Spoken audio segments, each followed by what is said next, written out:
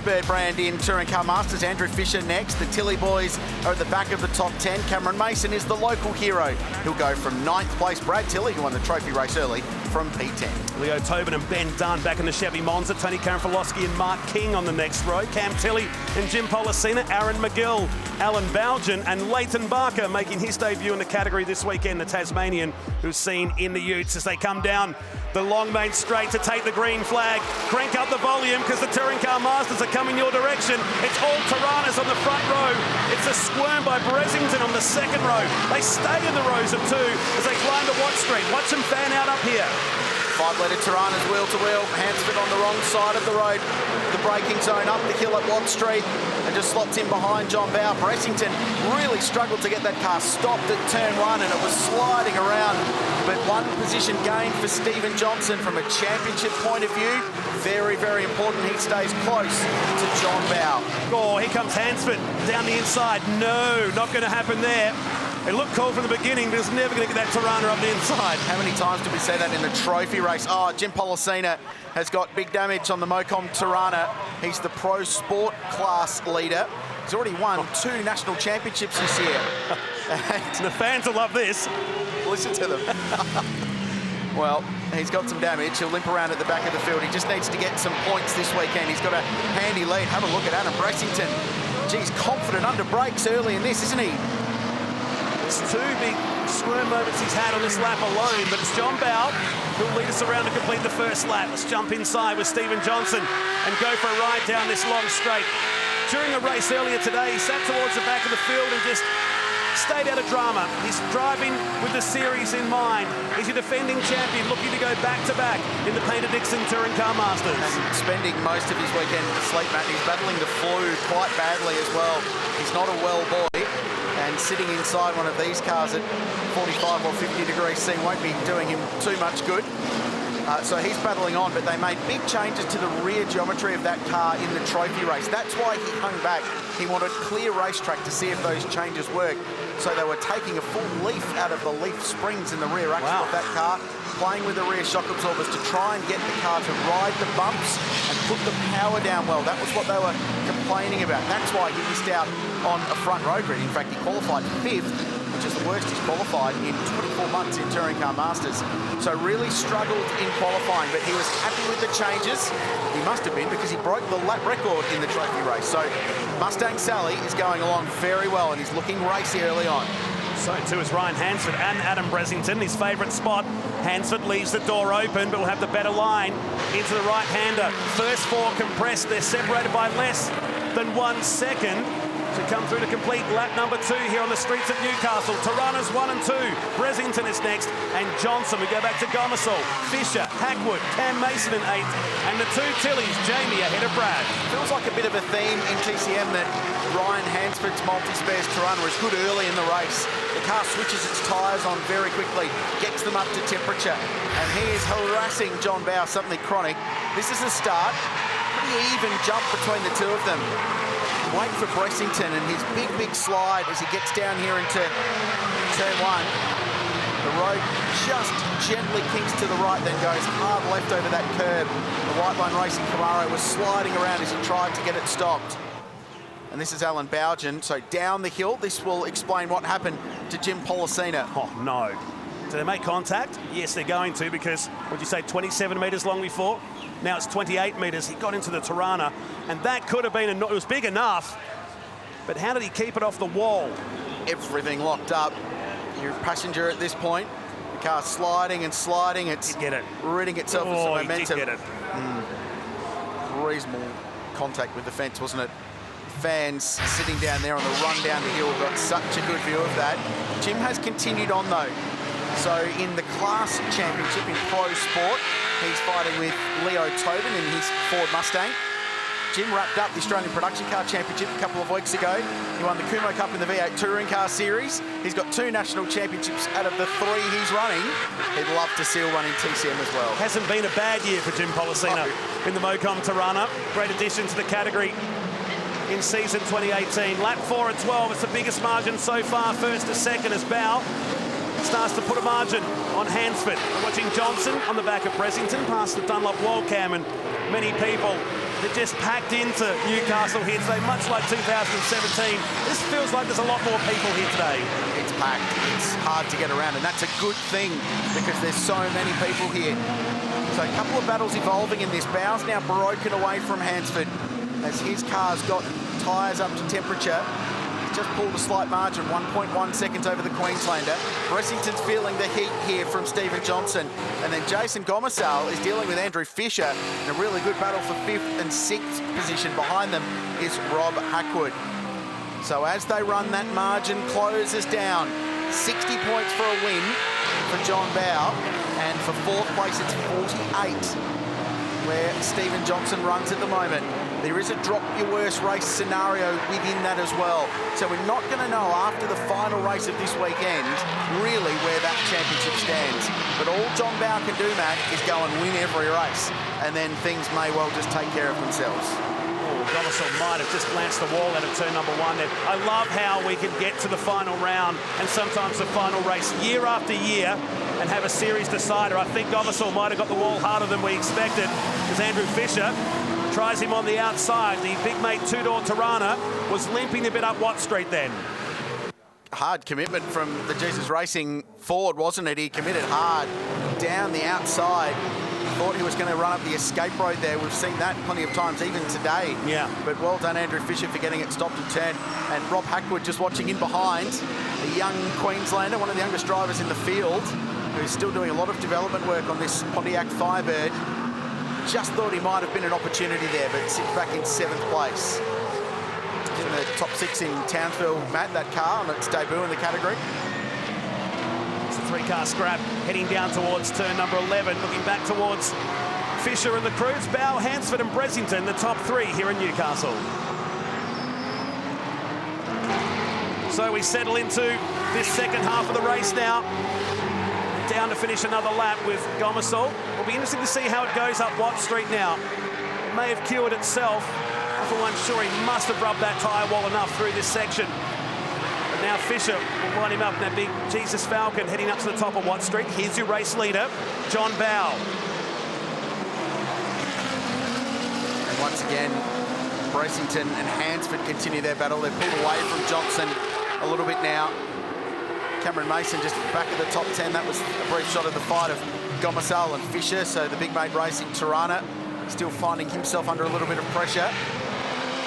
Other stories down through the field. The Pro-Am Championship is between Ryan Hansford and Cameron Tilley. Cameron only 14th in the Valiant Pacer. Ryan second outright at the moment, so a big swing that way in that championship. Tilley has a 42-point lead in that class standings coming into this race, but that will be cut right down if things finish the way they are. And unfortunately, it wasn't a good qualifying performance for the Valiant Pacer. They really struggled. They think the car's got good race pace, but if you qualify that far down the field, it's so hard to work your way forward that you're just mired in the pack, and that's what they're finding. Particularly around here.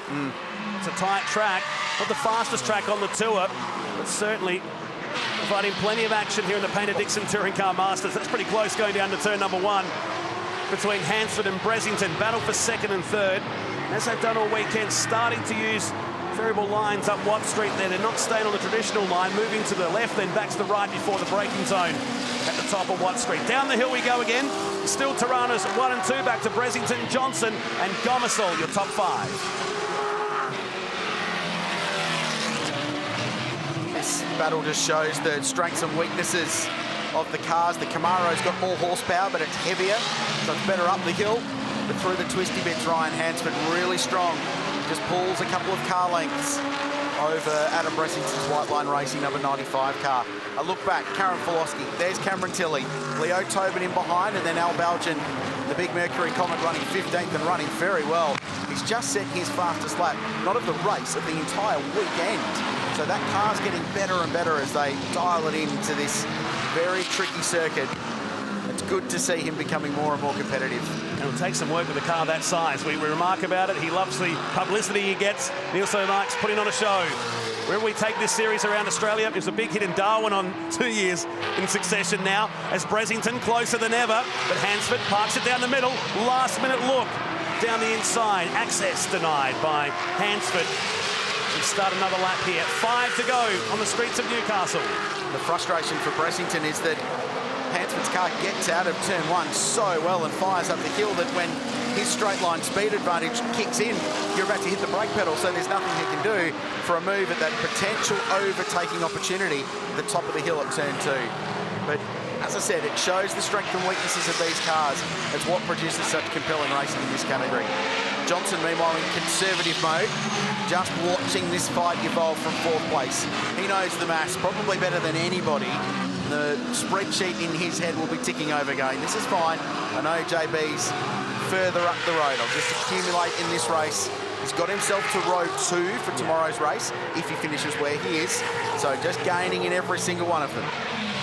So down to the hairpin, watching Hansford and Bressington at turn number 11. He's got time on his side here, coming through to start the 9th lap.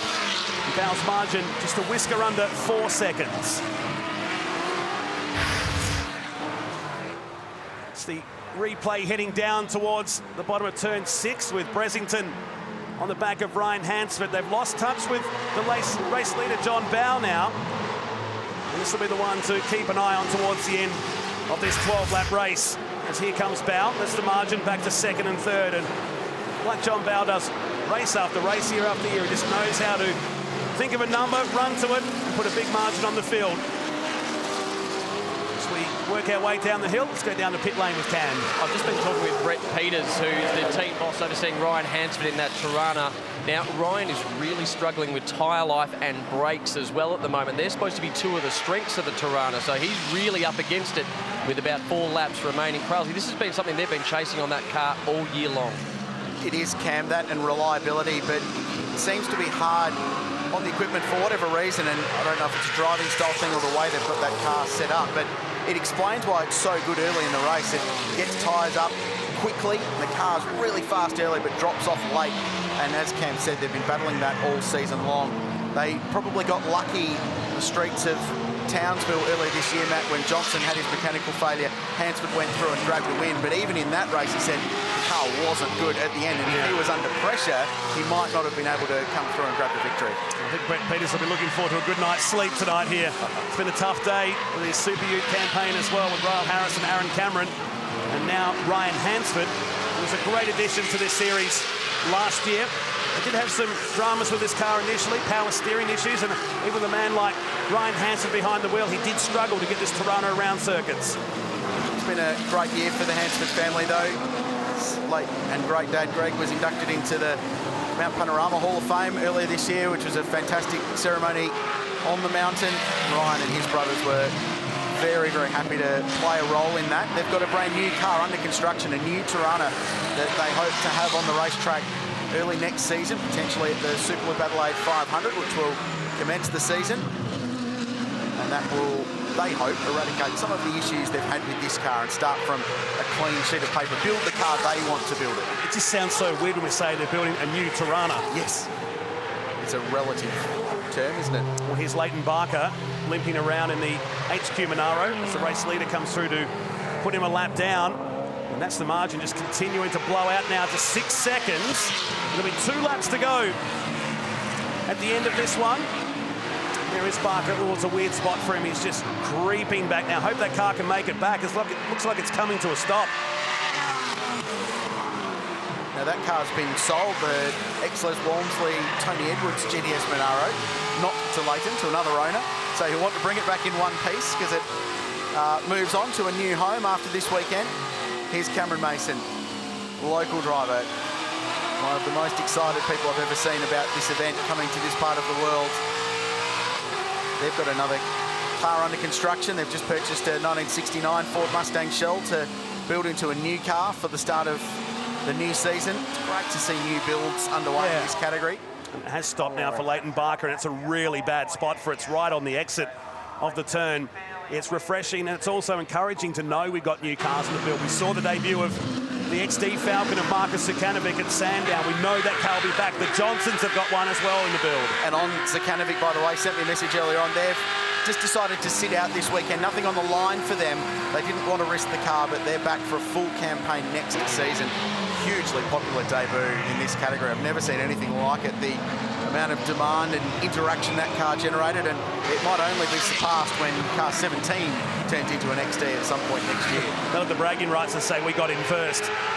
They come past the stalled car of Leighton Barker, and we start the final lap in race number 2 of the Peter Dixon Touring Car Masters. John Bowe is out to 6.1 seconds, and that's what it looks like in real time, heading up Watt Street. And Bressington looking hungrier than ever for second position.